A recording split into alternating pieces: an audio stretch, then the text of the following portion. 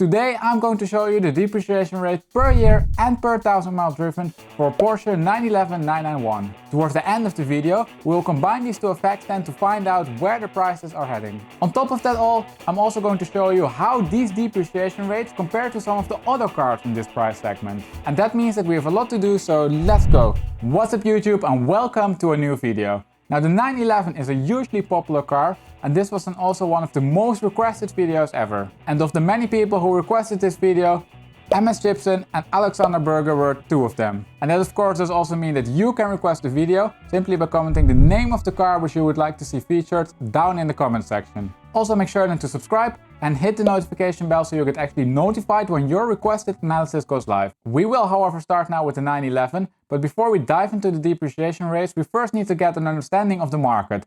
And that we are going to do with the price distributions over here. At the top you can see the price distribution for the full market, and at the histograms below that one you can see different splits of the market. We will then also first have a look to the histogram at the top and then work our way down to the bottom. We can see that there are 295 911s for sale and that they have an average price point of $76,484. Prices start then at around $45,000 but stretch up all the way to $140,000. All of the cars in this video, by the way, only include the standard version of the 991. So the S version is not included in this video. If we move then the histogram down, then we can see the split between the used cars for sale at dealers, and the new cars. The new cars are of course the most expensive and cost on average $117,000. Furthermore, we can see that the used cars sold by dealers are sold at a premium of $6,810 compared to the used cars not sold by dealers. If we move then again the histogram down, then we can see the split between the automatic and the manual cars. And here you can see immediately that the price difference between those two is very small. It's only $3,660. The automatic cars are however a lot more popular, as there are 240 automatic cars for sale and only 40 manual cars. If we have a look then to the last histogram at the bottom, then we can see the split between the coupe and the spider. Also here, we can see that there's not really a difference between the average price points. Both lay namely very close to $82,000. The coupe is however a lot more popular, as there are 258 coupes for sale and only 37 spiders. So now we have a good overview of the market, it's time to have a look to the depreciation per year, and we're going to do that with that plot over there. Before we continue however, make sure to support the channel by smashing that like button. In this graph we have model year on the horizontal axis and price on the vertical axis. Furthermore, you can see that there are a lot of blue bubbles in the graph, and these blue bubbles represent a 911 for sale in today's market. The blue solid line which you can see going through the graph represents the depreciation curve, and the shaded area surrounding that graph represents the forecasted value range. But more about that one later. We will first have a look now to the depreciation rate per year. And if I put this graph on the big screen, then you can see that the average depreciation per year for Porsche 911 991 is $7,463. And this number is not that bad at all. It namely equals 6% of the average new price of a 2019 car. Furthermore, an F-Type is for example depreciating at a rate of $12,000 per year and an AMG GTS at a rate of $13,000 per year. But we will compare the 911 to these cars and some other cars a bit later in the video. Now back to the 911 then. You can see namely from the shape of the depreciation curve that this depreciation per year depends very much on the age of a car. We can see for example that the drop in average price point in the first year of ownership is $18,000. And this is of course a natural pattern, as the depreciation for a car will be the highest in the first years and then starts to decrease slowly. And this is then also exactly what we can see for the 991. If we namely follow the depreciation curve, we can see that the depreciation decreases each year. Now at the end of the curve then, so between model year 2013 and model year 2012, we can see that the depreciation per year decreased to $2,000. And this bottoming pattern is then also reflected in the forecasted value range. This range is namely showing us that there's a 95% chance that the average price point of a car from model year 2012 will lay between $58,000 and $67,800 1 year from now. And as you can see, this means that the depreciation per year for a 991 for model year 2012 is likely to be very small. This forecasted value range is however only based on the model year, but as we all know, mileage is also a key input to the price of a car. We are therefore also still going to make a more precise forecast, which also takes the mileage of a car into account a bit later in the video, so stay tuned for that. Now when it comes to the depreciation curve of the 991, I also checked if there was a difference between the cabriolet and the coupe and the automatic and the manual cars. As you can however see from the slope of the depreciation curves, there's almost no difference at all. Now a bit earlier in the video we already saw that the depreciation per year was actually not too bad for a 911. But how does the depreciation curve compare then to some of the other cars? Let's have a look to that with that graph over there. I however think that this graph over here will be a bit hard to see, so let me put that on the big screen. Now you can namely see that in blue we still have the depreciation curve for the 911, which you already saw in the previous graphs, but that there are now a bunch of other cars included. We have the 718 Cayman, the S and the GTS variant, the R8 V10 manual, the R8 V10 automatic, the 997 turbo and the Mercedes-Benz AMG GTS. And by looking to the curves, we can see that the AMG GTS comes the closest to the curve of the 911. The depreciation in the first year is however a lot higher for the GTS than it is for the 911. In fact, it is actually this drop of around $30,000 of the AMG GTS which is bringing it in the same price range as the 911. Now think about that for a second. That actually means that you can get an AMG GTS for the same price as a standard 991. And that sounds like a good deal to me. Looking then to the other side of the price range, we can see that the most expensive Caymans are actually priced halfway up to the 911 price range. Besides that, we can see that the slope of the depreciation curves for both cars is actually quite similar. And combining those two things, that also brings an interesting dilemma. If you're namely in the market for a 718S or a GTS, you might also be able to get yourself a standard 991. And if you would buy a 991 from model year 2017, then I also think that you even can expect a little bit less depreciation than you would have seen on a Cayman GTS.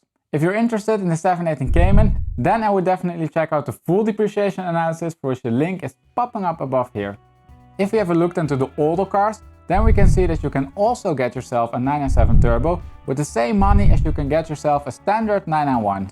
And especially for the turbos older than 2010, you can see that the depreciation curve is almost completely flat, and therefore, purely from a depreciation perspective, that car might actually be the smarter choice. And to a bit lesser extent, this also goes for the R8 V10s. For the automatic cars, the depreciation curve namely didn't bottom fully, but you can see that the depreciation per year is very low. You would however be getting yourself a naturally aspirated V10, which might be the last of its kind. Alright, I think we are now fully up to date on the depreciation per year, and that means that it's time to move on to the second most important thing which is affecting the price, the mileage. And we are going to do that with the depreciation per 1000 miles graph over here. You can see that we have miles now on the horizontal axis and price still on the vertical axis. And if we first have a look to the mileage range, then we can see that there are quite a few cars for sale which have around 0 miles driven, but that there are also some extreme cases which have around 80,000 miles driven. Most of the cars have however a mileage below 30,000 miles. If we have a look into the depreciation per 1000 miles driven, then we can see that this is $875. And just as with the depreciation per year, please keep in mind that this is an average number. We can see namely that this rate is a lot higher for the cars which have less than 10,000 miles driven, and that this rate is a lot lower for the cars which have more than 40,000 miles driven. And also for the depreciation per 1000 miles, I checked if there was a difference between the Spider and the Coupe and the manual and the automatic cars. And as you can see from the graphs, there's almost no difference. Now then, I still promise you to make a more precise forecast for the 991, and that is exactly what we're going to do now. We namely know now the effect of depreciation per year and the effect of the depreciation per 1000 miles driven. It is then also those two factors which are inputted to a statistical model and then used to derive several point forecasts for the 991. Now I won't bore you with the details of that, but you can see the result over there. You can see that in addition to the depreciation curve, there are now some orange dots. And these dots represent the forecasted price for cars with different mileages. And the mileage range for these cars goes from 10,000 miles to 100,000 miles with an interval of 10,000 miles. If we have a look into the price points, then we can see of course that the car which has the least mileage is priced the highest and the car which has the most mileage, so 100,000 miles, is priced the lowest. There is however a bit more to it than that. You can see namely that the group of cars between 20 and 80,000 miles are very much clustered around a single price point. And this price point is almost the same as the average price point for a car with model year 2012. The average price point in that year was $58,901. So cars falling outside of this cluster are cars with either very low or very high mileage. We can see namely that the car with only 10,000 miles is priced a little bit higher than the cars in this group. When we have however a look to the cars with the higher mileages, so 90 and 100,000 miles, then we can see that there's a huge price difference. The predicted car for a price with 100,000 miles is namely just under $40,000. And as you can see, the gap towards the other cars is a lot higher than the gaps between the cars of, let's say, 50 and 60,000 miles. Now, when I was analyzing this graph and I saw this predicted price point, I first thought that this wasn't really realistic. But if you look to the other model years, then you can see that there are some cars which seem to be hanging on the bottom of the price range for each model year. And these are then also the cars with 70 or 80,000 miles driven. If you would only focus on those cars and draw an imaginary depreciation curve for them, then you can actually see that this forecasted price point is not so bad at all. You can see, for example, that the cars from model year 2015, 14 and 13, which are hanging all the way at the bottom there, are all high mileage cars. The one with the highest mileage, however, only has 80,000 miles driven. Therefore, adding an additional 20,000 miles to that particular car and an extra year for the depreciation per year effect, it's not so strange that you end up with a price point under $40,000. But this is of course a very extreme case, and we can see that most of the cars from model year 2012 are actually predicted to have very little depreciation. And on that note, we're going to conclude. On a general level, I think we can say that the depreciation per year for a 991 is slightly lower than the market average in this price segment. We can see, however, that there's quite a big of a difference within the 991 range itself. The depreciation rate for a 991.2 is namely considerably higher than the depreciation rate for a 991.1. We saw namely that over the full known lifespan, the 991 is expected to lose $51,400. And of this amount, around 36% or around $18,000 is taken in the first year of ownership. And that simply means that if you purchase a new 991.2, then you can expect some depreciation. The things are, however, a bit different for the 991.1. We can see namely that for the Gen 1, the depreciation is considerably lower, and I would even say that for model year 2014, 13 and 12, it is almost non-existent. And we saw that this is reflected in the forecasted values, as if you keep the mileage a little bit sensible, shows that the average price point will remain more or less the same. And this is of course my opinion based on my analysis. If you're planning to purchase a 991, please still do your own research. And on that note, if you're planning to purchase this car, then you might also want to consider some other cars, which we saw in the analysis. In the price range of the Gen 2, I namely think that the AMG GTS also forms an interesting proposition. In the price range of a Gen 1 then, I think it also might be worth to consider a 997 Turbo. And on that note, we are going to end the video.